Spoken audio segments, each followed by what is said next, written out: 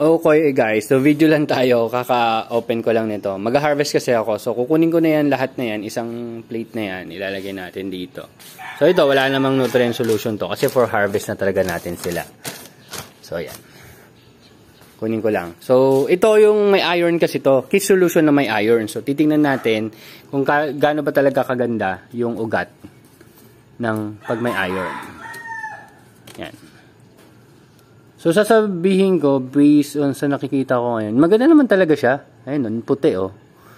So, parang, pangalawang beses ko itong binuksan. Kasi nung una ko itong binuksan, ito yung ina-expect ko, or tinitingnan ko na may butas. Oo. So, yan, okay naman siya. I-harvest ko na yan. So, ang pinaka-buyer ko talaga 12 lang, pero harvest ko na yan lahat. Then, yung tatlo, madali na sigurong i-market yun. May kakapitbahay naman tayo. Pwede nating offeran kung gusto nila.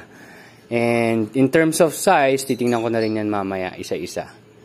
So, yan. So, harvest ko na yan. Ito, harvest ko na rin to.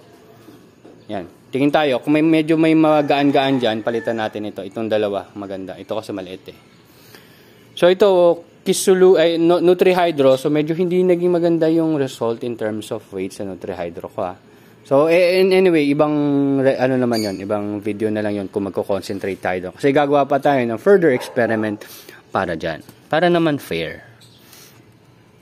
So, ayan yung ugat niya. So, tinanim ko to nung, ilan ba to? May 5. May 5. So, ngayon ay June 14. So, that's roughly 40 days. Pero mga 39 days old pa lang naman to. Ayun. So, yun lang naman.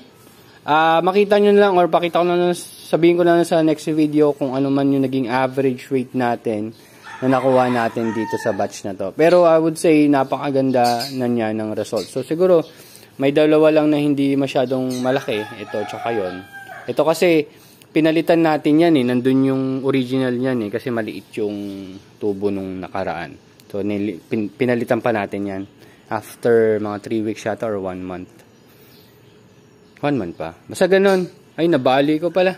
Nabali ko yung dahon no, ng romaine. Sayang. Nabali kaya pa na makapag-recover pa naman. So, kunin ko lang. And see you next update na lang ha.